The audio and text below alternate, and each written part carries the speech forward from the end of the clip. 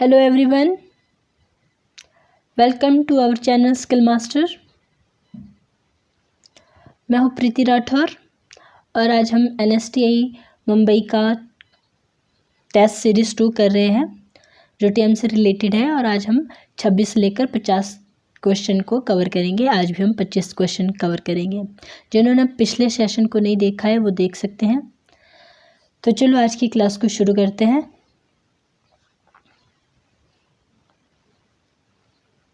पहला ऑप्शन है आपके पास स्क्रीन पर 26 number. Which option is not true about the reflective level of teaching. शिक्षण के चिंतनशील स्तर के बारे में कौन सा विकल्प सही नहीं है। Option number A, it is a problem centred teaching. Option number B, it develops creative capacity of the student by giving them chance of developing intellectual behaviour. Option number C, in this student can solve their problem of life by reasoning, logic and imagination. Option number D, it is having the level of cramming. आपके पास 10 से 15 second का time है, आप answer दीजिए।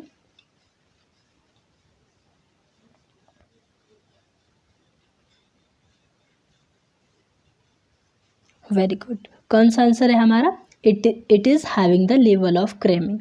यह हमारे रटने का स्तर नहीं है। ठीक है, तो मतलब कि जो आपका चिंतनशील स्तर है टीचिंग का वो रटने का स्तर नहीं है। ठीक है, तो ऑप्शन नंबर डी हमारा गलत हो जाएगा। इसमें ऑप्शन नंबर डी में लिखा है कि ये रटने का एक स्तर है, बट जो आपका रिफ्लेक्टिव लेवल ऑफ टीचिंग है वो रटने का एक स्तर नहीं है। तो आपकी रिफ्लेक्टिव ऑफ टीचिंग क्या क्या है? रिफ्लेक्टिव ऑफ टीचिंग है आपकी कि ये एक प्रॉब्लम सेंटर्ड टीचिंग है। ठीक है, जिसको आप हिंदी में बोलते हो कि यह एक समस्या केंद्रित शिक्षण है। ऑप्शन नंबर बी, और क्या है आपकी reflective of teaching? It's develop creative capacity of the student by giving them chance of developing intellectual behaviour. यह एक क्रिएटिव कैपेसिटी है स्टूडेंट की, जो स्टूडेंट को चांस देती है उनके इंटेलेक्चुअल बिहेवियर को डेवलप करने के लिए। ठीक है, और तीसरा क्या है इसका कि in this student can solve their problem bye life reasoning, logic and imagination. यह स्टूडेंट को मौका देता है अपनी लाइफ की प्रॉब्लम को सॉल्व करने का बाय रीजनिंग से, लॉजिक से और इमेजिनेशन से। ठीक है, तो ये हो गया हमारा रिफ्लेक्टिव लेवल ऑफ टीचिंग। बढ़ते हैं नेक्स्ट क्वेश्चन की तरफ। नेक्स्ट क्वेश्चन है आपकी स्क्रीन पर। Which option is not true about the understanding level of teaching.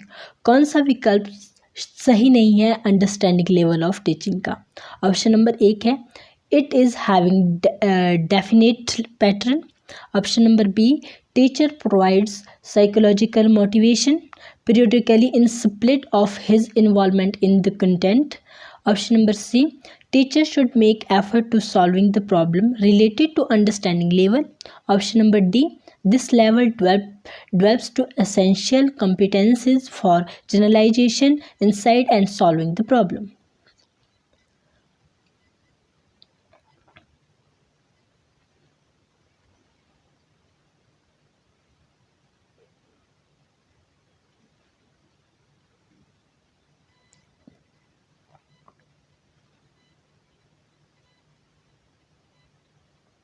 Very good. कौन सा ऑप्शन सही नहीं है? It is having definite pattern, कि इसका एक डेफिनेट पैटर्न नहीं है। ठीक है, अंडरस्टैंडिंग लेवल ऑफ अंडरस्टैंडिंग का डेफिनेट पैटर्न नहीं है। ठीक है, तो अंडरस्टैंडिंग लेवल ऑफ टीचिंग क्या क्या है? तो ऑप्शन नंबर बी, सी और डी आपकी अंडरस्टैंडिंग लेवल ऑफ टीचिंग है। ऑप्शन नंबर बी बता रहा है teacher provide psychological motivation periodically in spite of his involvement in the content, कि जो शिक्षक होता है वो टाइम पर अपनी इन्वॉल्वमेंट के बावजूद अपने ट्रेनी को मोटिवेशनल प्रेरणा प्रदान करता है। ठीक है, और ऑप्शन नंबर सी है कि टीचर को अंडरस्टैंडिंग लेवल से रिलेटेड प्रॉब्लम को सॉल्व करने का प्रयास करना चाहिए। और ऑप्शन नंबर डी बोल रहा है कि यह एक सामान्यकरण, अंतर्दृष्टि और समाधान के आवश्यक क्षमताओं को विकसित करता है। कौन? Understanding level of teaching. ठीक है, बढ़ते हैं नेक्स्ट क्वेश्चन की तरफ।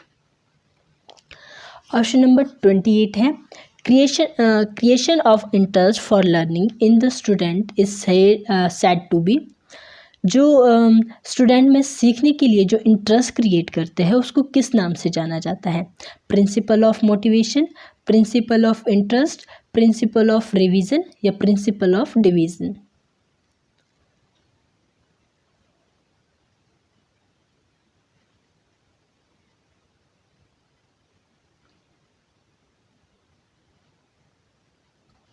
वेरी गुड, किस नाम से जाना जाता है? प्रिंसिपल ऑफ मोटिवेशन के नाम से जाना जाता है, क्योंकि प्रिंसिपल और मोटिवेशन में हम क्या करते हैं, अपने स्टूडेंट का इंटरेस्ट क्रिएट करते हैं टॉपिक के बारे में, तो वो क्या हो जाता है, हमारा मोटिवेशन कहलाता है।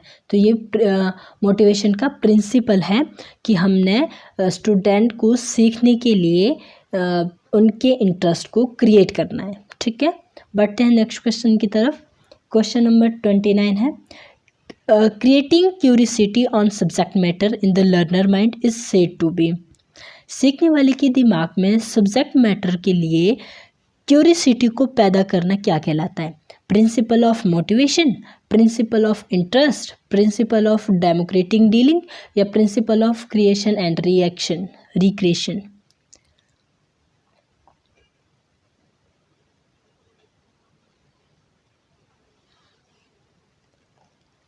वेरी गुड, क्या कहलाता है? Principle of interest.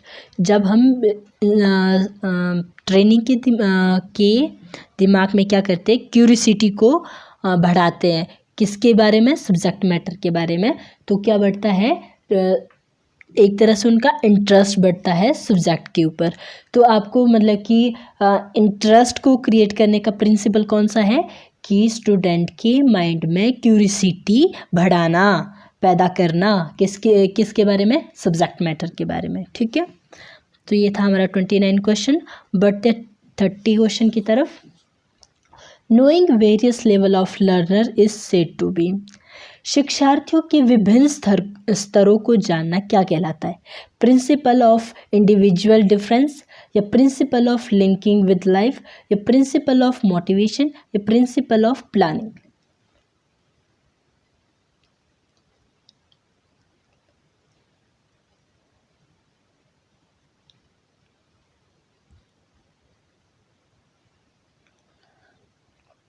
Very good, क्या कहलाता है?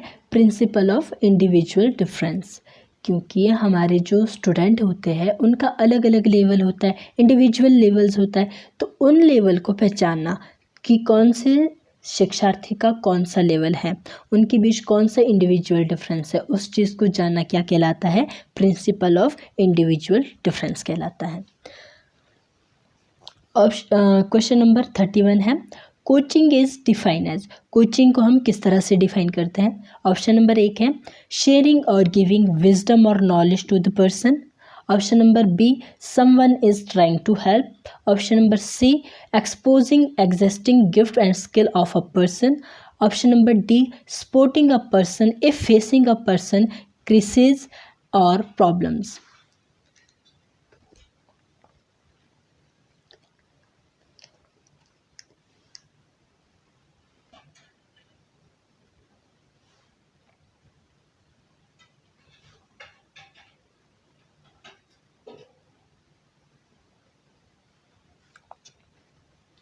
वेरी गुड, किस नाम से जाना जाता है, किस तरह से हम डिफाइन करते हैं?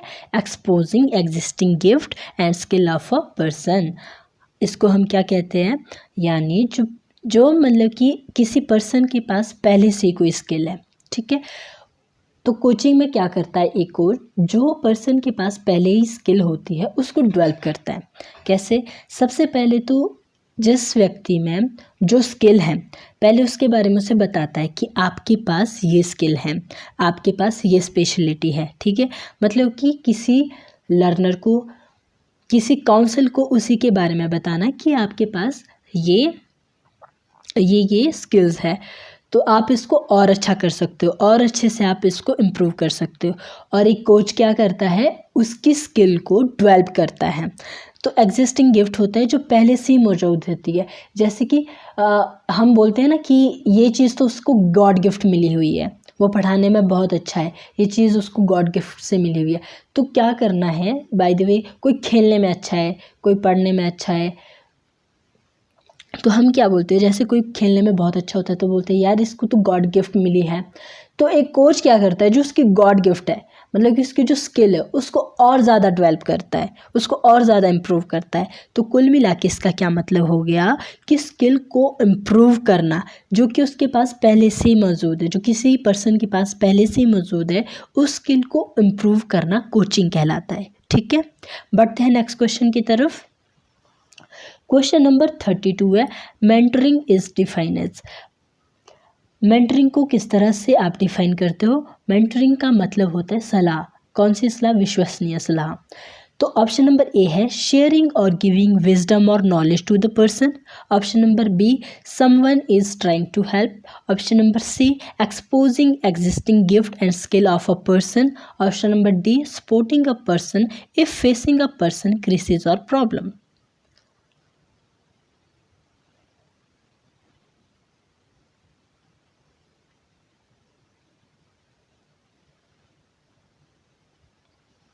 Very good. किस तरह से हम मेंटरिंग को डिफाइन करते हैं?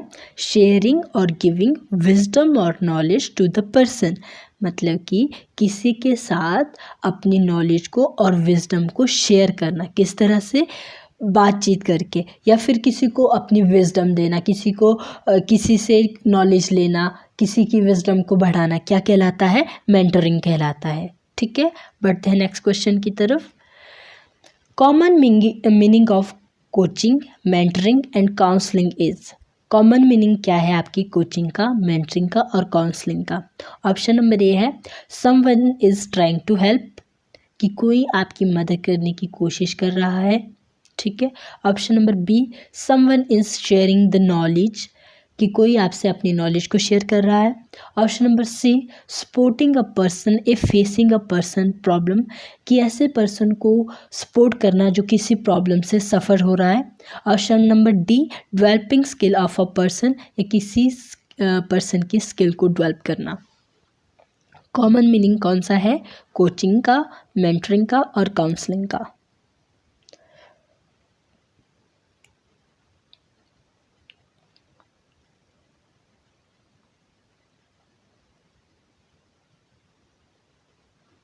Very good. कौन सा है? Someone is trying to help. क्या होता है? आपकी काउंसलिंग हो, आपकी मेंटरिंग हो या आपकी कोचिंग हो, कोई आपकी मदद कर रहा है। Someone is trying to help. Coaching में किस तरह से? आपके स्किल को इम्प्रूव करके, मेंटरिंग में कैसे? आपको विजडम दे के, और काउंसलिंग में कैसे? काउंसिल आपकी क्या करता है? प्रॉब्लम को सुनता है और आपको परामर्श देता है। ठीक है, तो इसका तीनों का मतलब क्या हो जाता है कि कोई हमारी मदद करने की कोशिश कर रहा है, कोई हमारी मदद कर रहा है। ठीक है, तो ऑप्शन क्वेश्चन नंबर 34 है, counselling is define as. Counselling को किस तरह से डिफाइन किया जाता है? ऑप्शन नंबर ए है शेयरिंग और गिविंग विजडम और knowledge to the person. Option number B someone is trying to help. Option number C exposing existing gift and skill of a person. Option number D supporting a person if facing a person crisis और problems.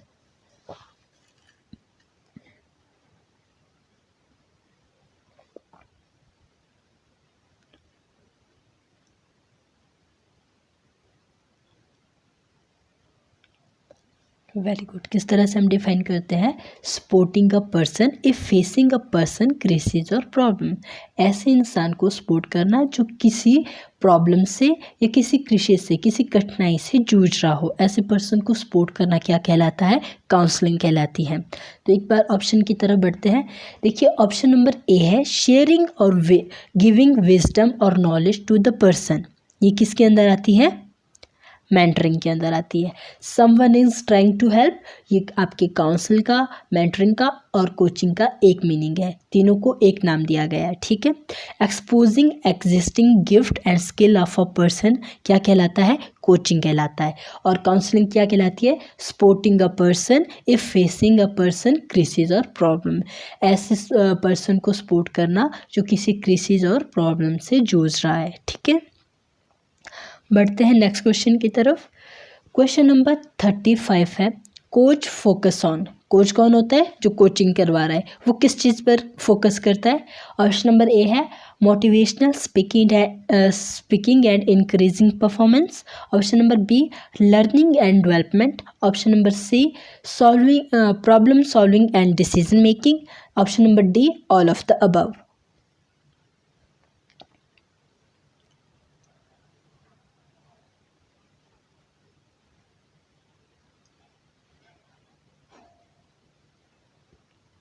Very good. Coach किस पर focus करता है? Motivational speaking करता है और हमारी performance को इंक्रीज करता है। ठीक है, मतलब कि क्या हो गया इसका मतलब कि हमारी स्किल को क्या कर रहा है? वो डेवलप कर रहा है, जिससे क्या हो रही है? हमारी परफॉर्मेंस इंक्रीज हो रही है। ठीक है, बढ़ते हैं नेक्स्ट क्वेश्चन की तरफ। काउंसलर फोकस ऑन, यहाँ पे काउंसलर की बात हो रही है। काउंसलर कौन करता है? काउंसलर किस बात पर फोकस करता है और क्या करता है? वो काउंसलिंग देता है। ठीक है, तो काउंसलर किस बात पर फोकस करता है? Motivational speaking and increasing performance, या लर्निंग एंड डेवलपमेंट, या boosting confidence, problem solving and decision making, या नन ऑफ द अबव। एक परामर्शदाता किस बात पर फोकस करता है?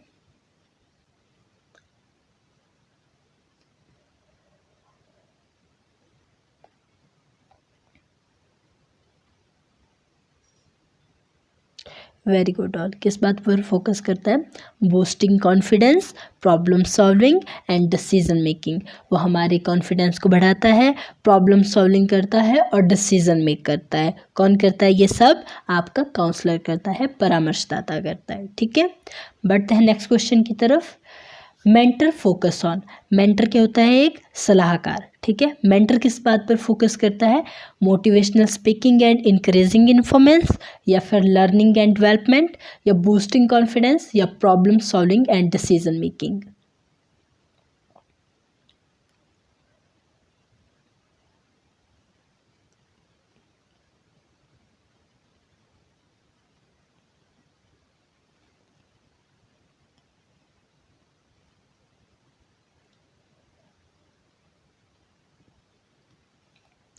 Very good.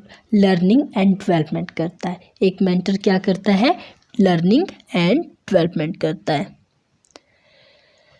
बढ़ते हैं नेक्स्ट क्वेश्चन की तरफ। Role of the coaches, coach कौन हुआ? जो कोचिंग करवा रहा है, उसका रोल क्या होता है? Setting goal, advising and criticising.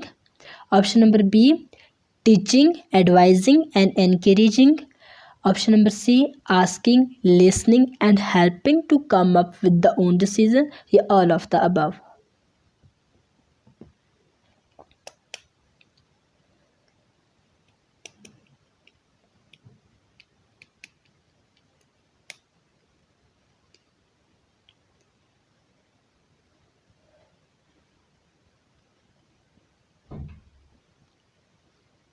Very good. एक कोच का क्या रोल है? वो गोल की सेटिंग करता है, एडवाइस करता है और क्रिटिसिज्म करता है। ठीक है, बढ़ते हैं नेक्स्ट क्वेश्चन की तरफ। रोल ऑफ मेंटर, एक परामर्शदाता क्या करता है? परामर्शदाता नहीं, एक सलाहकार क्या करता है? एडवाइजिंग एंड क्रिटिसिजिंग, या फिर teaching, advising and encourage. Option number C है asking, listening and helping in decision making. Option number D none of the above.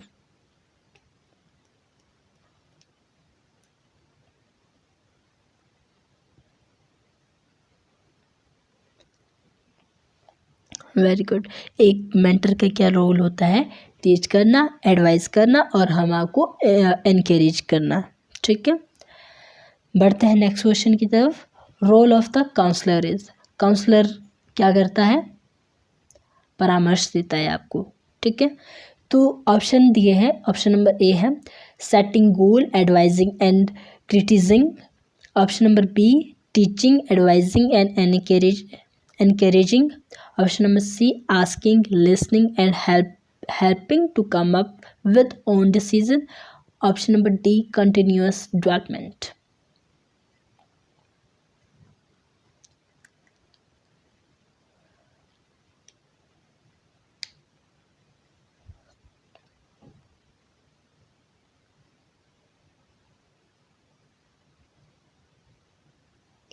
Very good. क्या करता है?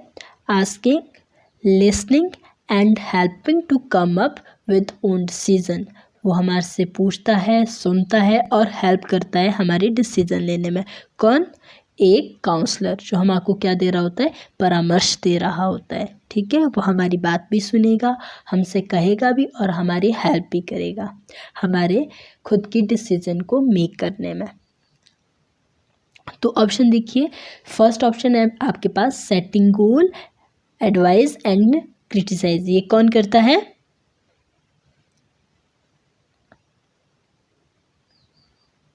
एक कोच करता है। Very good. और टीचिंग, एडवाइजिंग एंड एनकरेजिंग कौन करता है? मेंटरिंग करता है। Very good. और थर्ड ऑप्शन कौन करता है आपका? काउंसलर करता है। ठीक है, वेरी गुड। बढ़ते हैं नेक्स्ट क्वेश्चन की तरफ। क्वेश्चन नंबर 41 है, employability skill are the quality of the employees. Employability skill कौन सी क्वालिटी को डेवलप करती है आपकी, मतलब एम्प्लॉयज़ की? ऑप्शन नंबर ए है, other than technical skill that employees see as important in the work place. Option number B, that are the practical skill of the trade और employees. Option number C, that are the theoretical knowledge of the trade of the employee. Option number D, all of the above.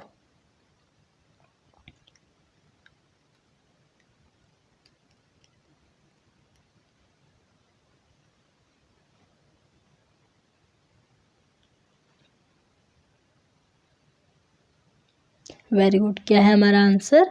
Other than technical skill that employers see as important in the work place. और question क्या था हमारा कि employability skill के अनुसार एक employ की क्या क्वालिटी है। तो क्या क्वालिटी है एक एम्प्लॉय की? Other than technical skill that employers see as important in the work place. कि जो आपका एम्प्लॉयज़ है वो अपनी टेक्निकल स्किल के साथ साथ, ठीक है, अपनी वर्क प्लेस पर क्या है? एक इम्पॉर्टेंट है। ठीक है, इम्पॉर्टेंट एम्प्लॉय है वो। Very good. ऑप्शन नंबर 42 है, मेन पर्पज ऑफ स्वॉट एनालाइज आर। स्वॉट एनालाइज का मेन पर्पज क्या है? ऑप्शन नंबर एक है, promoting the identified strength and reducing weakness. Option number B, exploiting the opportunities. Option number C, having possible plan to minimise threats. Option number D, all of the above.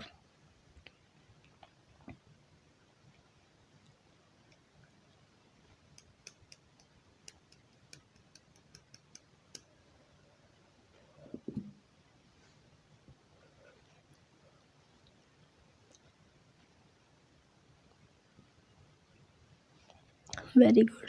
क्या है हमारा answer? All of the above. क्योंकि स्वॉट analyse में हम क्या करते हैं?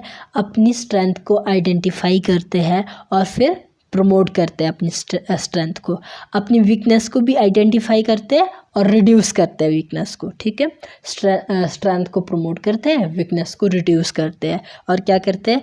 जितनी भी हमारी अपॉर्चुनिटी होती है उसको एक्सप्लोर करते हैं, उसको बढ़ाते हैं।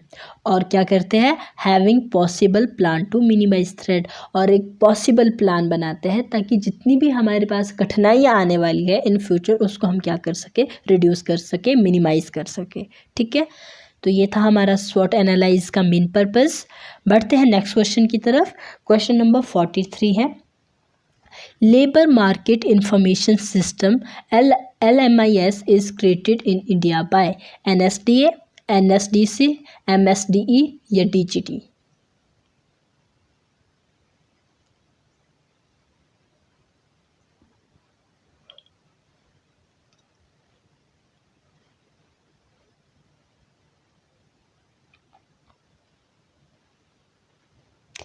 Very good. क्या है हमारा answer? NSDA, national skill development agency. बढ़ते हैं नेक्स्ट क्वेश्चन की तरफ।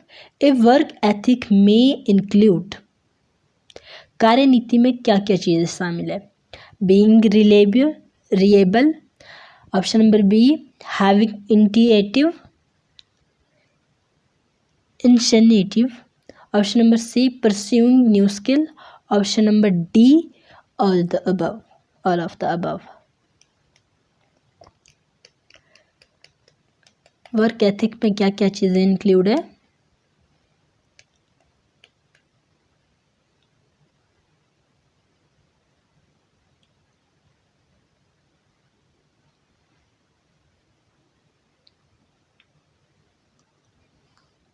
वेरी गुड, क्या क्या चीज़ें शामिल हैं? All of the above. क्योंकि जब हमने वर्क नीति बनानी होती है तो हमारा सबसे पहले तो विश्वसनीय होना ज़रूरी है, उसके बाद हमें पहल करनी होती है और नई नई स्किल को सीखना होता है, परस्यूइंग करना होता है। ठीक है, बढ़ते हैं नेक्स्ट क्वेश्चन की तरफ। Question number 45, main skill of the mentor should be as following. जो एक मेंटर है उसकी मेन स्किल क्या है? ठीक है, तो ऑप्शन नंबर ए है communication, option number B teaching, option number C sharing experience and advising, option number D all of the above.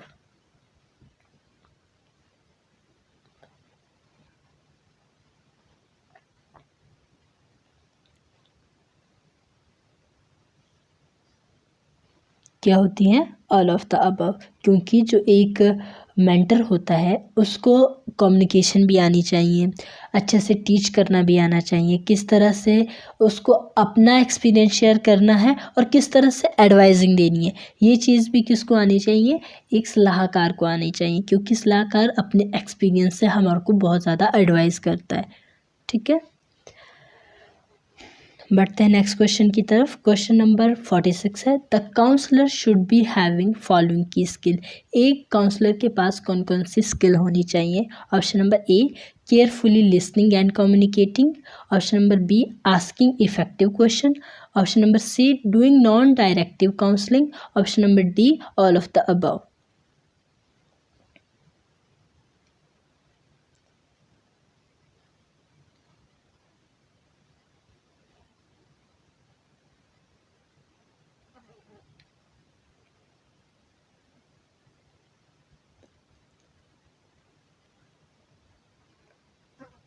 Very good, क्या हो जाएगा हमारा option? All of the above हो जाएगा। क्योंकि जो एक काउंसलर होता है उसको केयरफुली लिसनिंग भी करनी होती है और कम्युनिकेशन भी करनी होती है, और उसको जब उसने हमें कोई परामर्श देना है, ठीक है, तो उसको इफ़ेक्टिव क्वेश्चन पूछने चाहिए हमारे से, ताकि उसको पता लग सके हमारे बारे में।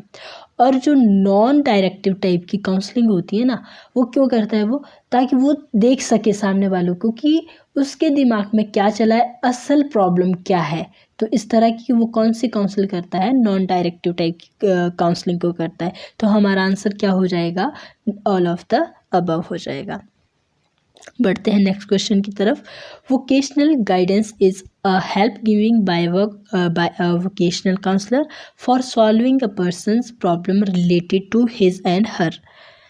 यहाँ पे क्या बता रहे हैं? जो वोकेशनल गाइडेंस होता है वो क्या करता है? वोकेशनल काउंसलिंग में के अंदर मतलब कि गाइड करता है।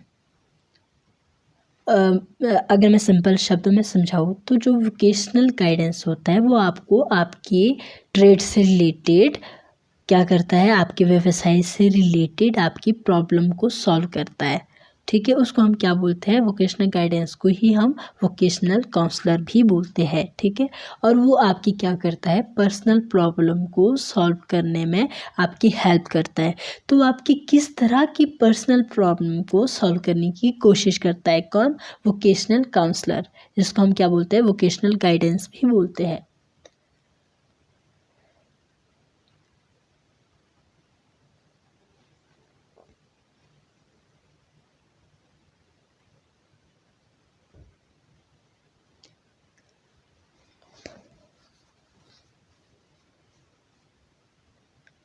कौन सी समस्या से जुड़ी हेल्प करता है वो? आपकी जो आपकी जॉब अपॉर्चुनिटी से जुड़ी हो, आपकी चॉइस और प्रोग्रेस से जुड़ी हो, कंसिडर्स करना हो, consider his specific ability related to his job. ठीक है, क्या करता है एक vocational counsellor? Job opportunity, choice and progress, consider his specific ability related to his job. Very good. पढ़ते हैं नेक्स्ट क्वेश्चन की तरफ। क्वेश्चन नंबर 48 है, duty based dash dash teaching as that some act are right और wrong. Duty based होता है आपका कर्तव्य आधारित, डैश टीचिंग आपको क्या सिखाती है कि क्या चीज़ गलत है और क्या चीज़ गलत है। मतलब मॉरल आएगा डैश डैश में, या एथिक आएंगे, नॉलेज आएंगे, या टास्क आएंगे।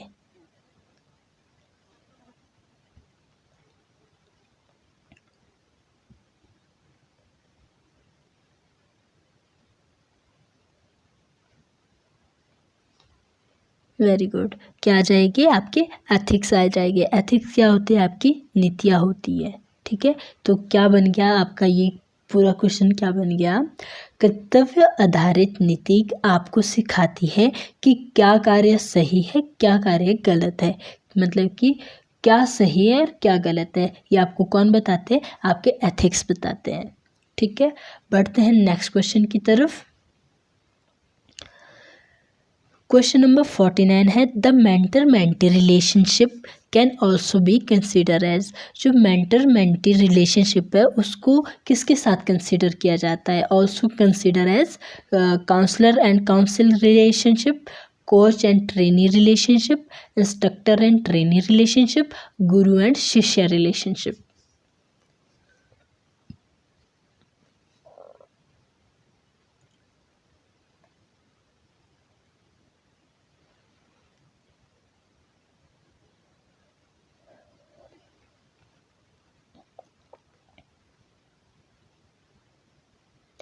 तो मेंटर मेंटी आपकी किस तरह की रिलेशनशिप से कंसिडर करते हैं? गुरु शिष्य रिलेशनशिप से।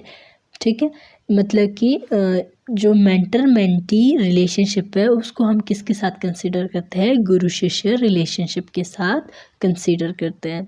आज का लास्ट क्वेश्चन है, while applying for the skill technical post, which of the following points should be considered as a key point of your CV and resume।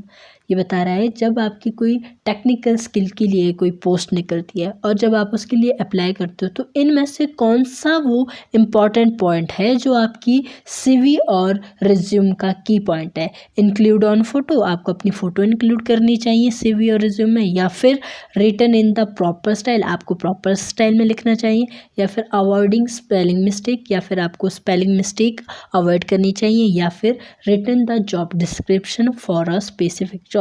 आपको जॉब डिस्क्रिप्शन स्पेसिफिक लिखनी चाहिए कि आप किस जॉब के लिए अप्लाई कर रहे हो।